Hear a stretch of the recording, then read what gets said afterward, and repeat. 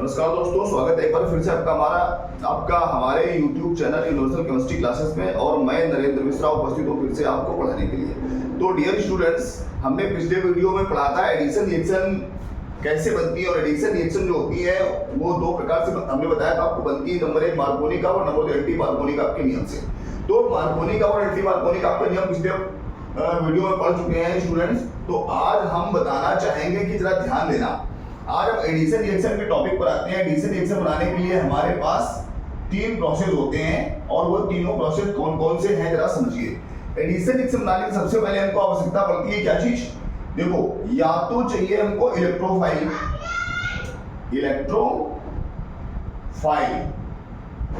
या फिर चाहिए हमको न्यूक्लियोफाइल और या फिर चाहिए हमको फ्री रेडिकल। ध्यान दीजिए, एडिशन रिएक्शन जब भी हम बनाएंगे तो एडिशन रिएक्शन के लिए हमको क्या क्या चाहिए, या तो इलेक्ट्रोफाइल चाहिए या न्यूक्लियोफाइल चाहिए और फ्री रेडिकल चाहिए। और ये हमारे जो तीनों पार्ट हैं, ये तीनों पार्ट किससे निकलते हैं, ध्यान देना जरा, इस बात को अच्छे समझना। ये तीनों पार्ट में से कोई भी एक पार्ट जो निकलेगा वो कहां से आएगा, हमारा अटैकिंग रीजेंट से। अटैकिंग रीजेंट, अटैकिंग रीजेंट से आता है। डियर स्टूडेंट्स, जो अटैकिंग रीजेंट होता है वो या तो इलेक्ट्रोफाइल लेता है या न्यूक्लियोफाइल लेता है या फ्री रेडिकल देता है। अब सबस्टेंस मैटर जो हमारा है, जो रिएक्टेंट है, वो तो ऑर्गेनिक कंपाउंड रहेगा, उसमें तो हमारा कार्बन कार्बन में डबल बॉन्ड या कार्बन और कार्बन में ट्रिपल बॉन्ड लगा होगा। अब ध्यान से समझने वाली चीज जो है उस पर आते हैं हम।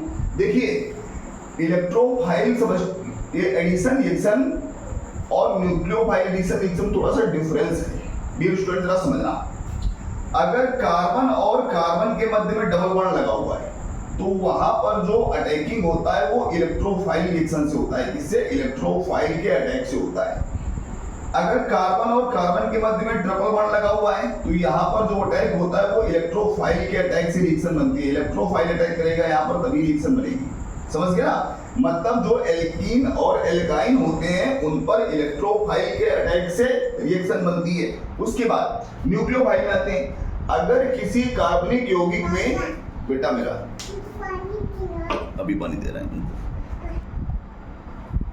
तो स्टूडेंट्स, जैसा कि हम पढ़ रहे थे कि इलेक्ट्रोफाइल के अटैक से अगर हम रिएक्शन बनाएंगे तो हम कहां बनाएंगे, जब कोई एल्कीन हो या एल्काइन हो, ठीक है ना, वहां पर हम इलेक्ट्रोफाइल के अटैक से रिएक्शन बनाते हैं। अब दूसरी तरफ आते हैं न्यूक्लियोफाइल। तो न्यूक्लियोफाइल के अटैक से रिएक्शन हमारी कब बनती है, ध्यान देना, अगर किसी ऑर्गेनिक चेन और उसमें कोई ग्रुप लगा हुआ है जिसमें डबल बॉन्ड लगा हुआ है तो वहां पर हमारी जो रिएक्शन बनती है वो न्यूक्लियोफाइल के अटैक से बनती है, समझ गए ना। जैसे कीटोन ग्रुप है या CH3 single bond C double bond O single bond H aldehyde group है, ठीक है। यहाँ पर जो रिएक्शन बनती है वो हमारी कैसे बनती है, न्यूक्लियोफाइल के अटैक से बनती है, ठीक है ना। तो ये रिएक्शन हमारी कैसे बनेगी, प्लस न्यूक्लियोफाइल के अटैक से एडिशन रिएक्शन दे गई है, ओके। और अब हम बात करते हैं फ्री रेडिकल्स की।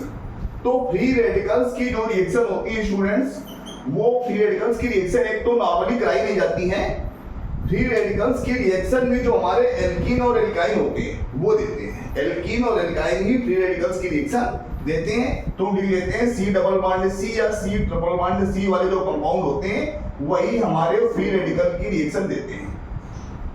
तो उम्मीद करते हैं आपको ये बात समझ में आ गई होगी कि इनमें डिफरेंस क्या होता है। कब हम इलेक्ट्रोफाइल के अटैक से एडिशन रिएक्शन बनाएंगे, कब हम न्यूक्लियोफाइल के अटैक से एडिशन रिएक्शन बनाएंगे, या कब हम फ्री रेडिकल के अटैक से रिएक्शन बनाएंगे। तो फ्री रेडिकल के अटैक से जो रिएक्शन होती है वो ऑटोमेटिक होती है। ऑटोमेटिक का मतलब ये अपने आप होती है, इस पर हम पूरा गहन चर्चा करेंगे। फिलहाल हम आज पढ़ लेते हैं इलेक्ट्रोफाइल के अटैक से रिएक्शन कैसे बनती है, और ये आपको आज सीख लेना है बहुत अच्छी तरीके से, ठीक है ना। तो कॉपी पेन निकाल लीजिए और शुरू हो जाइए हमारे साथ में। इलेक्ट्रोफाइल अटैक से एडिशन रिएक्शन का निर्माण कैसे होता है, हम कैसे सीखेंगे और कैसे बना लेंगे उनको।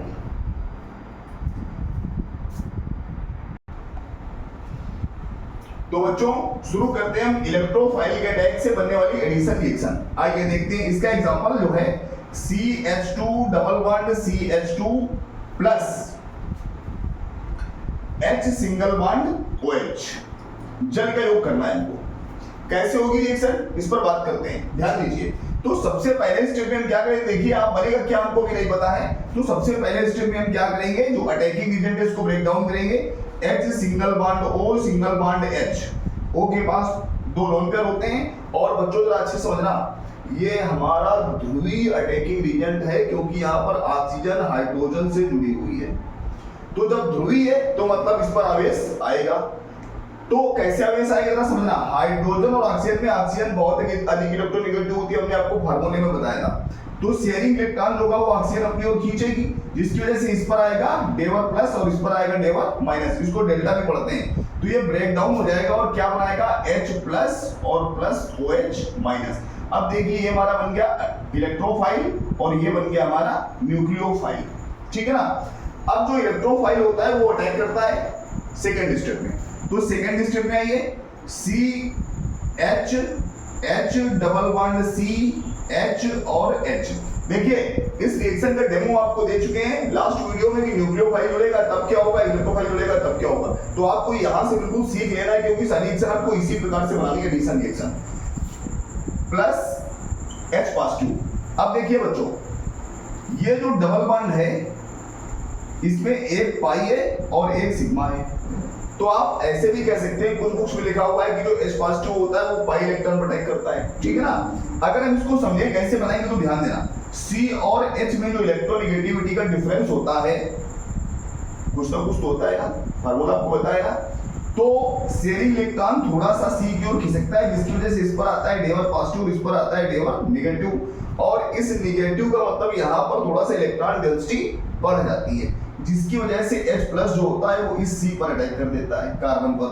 और क्या बन जाता है, H single bond C single bond H और यहाँ पर डबल बॉन्ड C और यहाँ पर H और यहाँ पर H। अब ध्यान देना बच्चों, जैसे ही H प्लस ने इस पर अटैक किया कार्बन पर, वैसे ही इसमें लागू हो जाता है इलेक्ट्रोमेरिक प्रभाव। क्या शुरू होता है, इलेक्ट्रोमेरिक इफेक्ट। क्या लग जाता है, इलेक्ट्रोमेरिक प्रभाव। इलेक्ट्रोमेरिक प्रभाव वो प्रभाव होता है जो अटैक करने पर लागू होता है डबल बॉन्ड या ट्रिपल बॉन्ड पर, ठीक है ना। तो जैसे इसने इधर अटैक किया, यहाँ पर इलेक्ट्रॉन की डेंसिटी कम हुई, वैसे ही पाई इलेक्ट्रॉन यहाँ से ब्रेक डाउन होता है इस ओर। तो ये पाई इलेक्ट्रॉन जब इधर टूट जाता है तो यहाँ पर नेगेटिव और यहाँ पर पॉजिटिव आ गया। अब डेवर नहीं लगेगा, यहाँ पर सीधा पॉजिटिव और यहाँ पर नेगेटिव आ गया, ये पाई इलेक्ट्रॉन यहाँ से खत्म हो गया। और इस नेगेटिव की वजह से H पॉजिटिव जो होता है वो नेगेटिव की वजह से इससे इलेक्ट्रॉन लेकर जुड़ जाता है, H बन जाता है, ठीक है ना। ये हमारा माध्यमिक यौगिक बनता है और इस पर इस दूसरे कार्बन प्लस रहता है। देखो ये भी हमारा इलेक्ट्रोफाइल ही बनकर तैयार हुआ। हमने आपको बताया था कि इलेक्ट्रोफाइल के आक्रमण से इलेक्ट्रोफाइल बनते हैं। अब क्या होगा, हम इसको हटा देते हैं यहाँ से। अब जो थर्ड स्टेप है, उस थर्ड स्टेप में जो हमारा इलेक्ट्रोफाइल बना, ये अटैक करेगा किस पर, न्यूक्लियोफाइल पर, क्योंकि इसके पास इलेक्ट्रॉन डेंसिटी कम है और इसके पास अधिक लोन पेयर रखा हुआ है, इसलिए OH नेगेटिव लोन पेयर रखा हुआ है और plus H single bond C single bond H और सिंगल बॉन्ड CH3 बन गया। देखो C 1 2 3 CH3 है ना, इस पर प्लस लगा, ये प्लस जो है इस पर अटैक करेगा और अटैक करके क्या बन जाएगा, CH3 single bond CH2 single bond OH और बन गया एथिल अल्कोहल। तो इस प्रकार से हमको कंपाउंड क्या मिला, एथिल अल्कोहल। तो हम यहाँ पर इसकी जगह लिख सकते हैं CH3 single bond CH2 single bond OH, ये हमारा एथिल अल्कोहल बन गया। रिएक्शन किस प्रकार संपन्न हुई आप समझ गए होंगे। सारी एडिशन रिएक्शन 3 स्टेप में संपन्न होती है, आपको 3 स्टेप में ही सीखनी है बच्चों। और ध्यान देना प्यारे बच्चों, अगर आपने क्रियाविधि, ये क्या है, रिएक्शन बनाने की मैकेनिज्म लिख देते हैं हम यहाँ पर, क्या है ये, मैकेनिज्म। मैकेनिज्म इसको हिंदी में कहते हैं क्रियाविधि।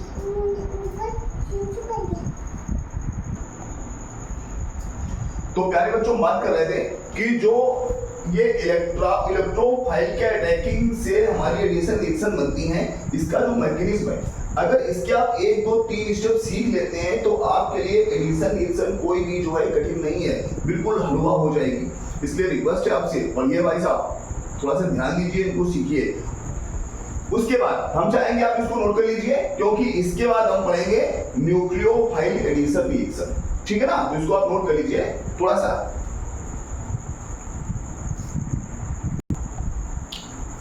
तो प्यारे बच्चों इलेक्ट्रोफाइल रिएक्शन हमने इलेक्ट्रोफाइल के अटैकिंग से एडिशन रिएक्शन हमने पढ़ ली। अब हम पढ़ेंगे सेकंड टॉपिक हमारा न्यूक्लियोफाइल के अटैक से एडिशन रिएक्शन। तो देखिए इसका एग्जांपल लेते हैं, जैसा कि हमने इसके पहले पढ़ा है कि यदि जैसे कहीं पर C double bond O group लगा हुआ है, ये कीटोन ग्रुप है, ठीक है ना, ये लगा हुआ है, तो इसका एग्जांपल चाहे हम एल्डिहाइड ले लिया, कीटोन ले ली, तो हमने इसका कीटोन ले लिया R single bond R, ketone ले रखा है, और इस पर हम अटैक कराएं किसी एसिड हाइड्रो उसका हाइड्रोजन हैलाइड का H सिंगल बॉन्ड Br ले लिया हमने, और इसको हमें ऐड कराना है। क्या होगा नहीं पता, क्या होगा नहीं पता, तो अपने टॉपिक पर आते हैं, मैकेनिज्म में आ जाते हैं। देखिए पहला स्टेप क्या है, पहले स्टेप में HBr ब्रेकडाउन होगा, H सिंगल बॉन्ड Br, आपको पता है Br पर डेवर नेगेटिव और इस पर डेवर पॉजिटिव होता है, ये हमारा ध्रुवीय है अटैकिंग एजेंट, तो ये ब्रेकडाउन होकर के H प्लस और प्लस Br माइनस में बदलेगा।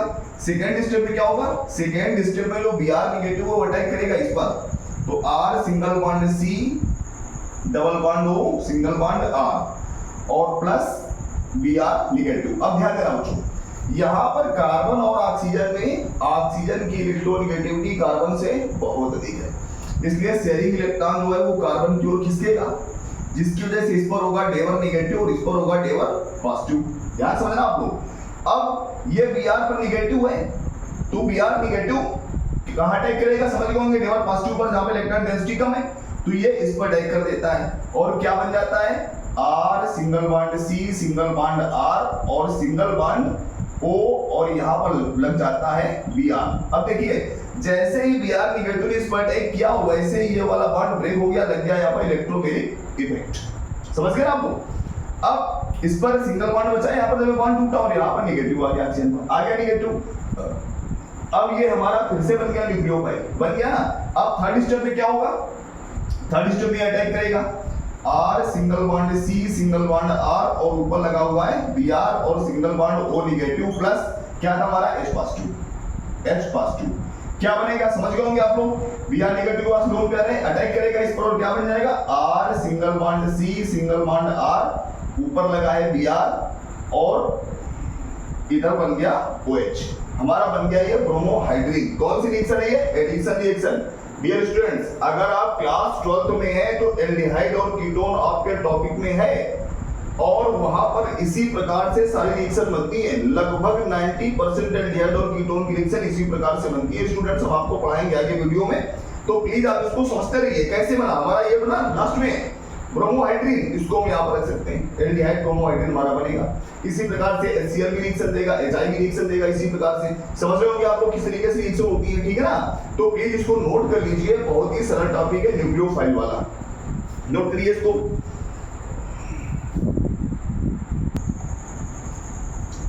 तो प्यारे बच्चों, हम लोगों ने न्यूक्लियोफाइल के अटैक से एडिशन रिएक्शन को बनाना सीखा। अब हम बात करते हैं फ्री रेडिकल प्रोसेस से। किससे, फ्री रेडिकल प्रोसेस से। तो ध्यान देना, ये भी बहुत इंपॉर्टेंट टॉपिक है, और इससे कैसे रिएक्शन बनती है ये हम बात करते हैं। तो देखिए जैसे एग्जांपल लेते हैं इसका CH2 डबल बॉन्ड CH2, और इस पर एडिशन होना है किसका, क्लोरीन Cl2 का। कैसे बनी रिएक्शन नहीं पता, अब यहाँ पर ध्यान देना, ये क्लोरीन है, Cl2 है, क्या है ये है हमारा नॉन पोलर अध्रुवीय। कैसा है, अध्रुवीय अटैकिंग एजेंट है ये, और जब अध्रुवीय अटैकिंग एजेंट है तो क्या होगा, ये कैसे टूटेगा, तो ये टूटेगा समांश विखंडन से। अगर ध्रुवीय होता तो कैसे टूटता, विषमांश विखंडन से। समझ गए होंगे ना आप लोग, याद आ गया होगा। तो देखिए फर्स्ट स्टेप में क्या होता है, Cl सिंगल बॉन्ड Cl, दोनों के बीच में एक इलेक्ट्रॉन की शेयरिंग। अब ये जब ब्रेकडाउन होगा, कैसे ब्रेकडाउन होगा, तो ये टूटता है सूर्य के प्रकाश में, Hν, या फिर उच्च ताप हाई टेम्परेचर और क्लोरीन के दोनों परमाणु अलग अलग होते हैं। तो जब Hν में ये टूटता है तो ये अपना अपना इलेक्ट्रॉन शेयरिंग वाला वापस ले लेते हैं, तो बन जाता है Cl और प्लस Cl, और दोनों ही बन गए फ्री रेडिकल। क्या बन गए, फ्री रेडिकल, मुक्त मूलक। क्या कहते हैं इनको, मुक्त मूलक बन गए। अब बच्चों ध्यान देना, बहुत अच्छी रिएक्शन है, समझने वाली है। मुक्त मूलक जो बने हैं ये अटैक करेंगे किस पर, सेकेंड स्टेप में CH2 ब्रेक डाउन कर लेते हैं, इसको तोड़ के लिखते हैं खोल करके, H double bond C H और प्लस Cl मुक्त मूलक। अच्छे समझ रहा बच्चों। अब ये Cl मुक्त मूलक है ना, ये अटैक करेगा, कहां पर अटैक करेगा? जहां पर इसको जुड़ना हो, कार्बन से जुड़ना हो। देखिए ये पाई इलेक्ट्रॉन लगा हुआ है, जहां पे इलेक्ट्रॉन की डेंसिटी अधिक होगी वहीं अटैक करेगा, तो वहीं इसको इलेक्ट्रॉन मिल सकता है ना भाई। अगर कहीं पर कोई लूटपाट होती है, कोई चोरी करने जाता है, तो किसके यहाँ जाता है? जिसके यहाँ थोड़ा माल हो, पैसे हो, उसी के यहाँ तो चोरी होगी। जिसके यहाँ कुछ होना, उसके यहाँ कहाँ चोरी होगी? समझने वाली चीज है ना। तो उसी पर बात करते हैं। Cl फ्री रेडिकल है, ये अटैक कहाँ करेगा? जहां पर इसको इलेक्ट्रॉन मिले और ये पाई इलेक्ट्रॉन रखे ना। तो जैसे ही ये अटैक करता है, वैसे ही ये जो पाई इलेक्ट्रॉन है ना, ये मुक्त मूलक विधि से टूट जाता है। मुक्त मूलक का मतलब देखो, दो इलेक्ट्रॉन इसके पास भी हैं और ये भी अपने अपने इलेक्ट्रॉन दोनों वापस ले लेते हैं कार्बन। तो क्या बन जाता है? H single bond C single bond H, और इसके पास एक इलेक्ट्रॉन सिंगल बॉन्ड C और एक H ये और एक H ये, और ये Cl मुक्त मूलक था, ये आकर के जुड़ गया कहीं पर भी, इसने शेयरिंग कर ली।